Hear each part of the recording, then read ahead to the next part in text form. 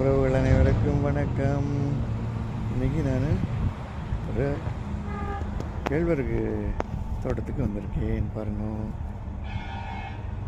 So எல்லாம் விளைச்சல் வந்து கொஞ்சம் நாளாகும். பாதி காயாகவும் இருக்குது, பாதி இதாகவும் இருக்குது. ஆனால் விளையலை கொஞ்சம் உள்ள போகணும் கொஞ்சம். சரிங்களா?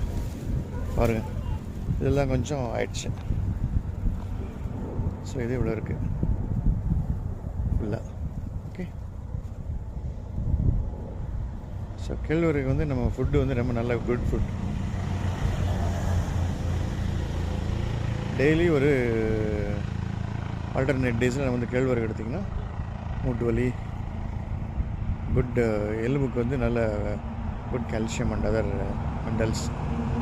ஓகே. ஸோ இதை பற்றி நெக்ஸ்ட் வீடியோவில் கொஞ்சம் விரிவாக பார்க்கலாம். பாய்.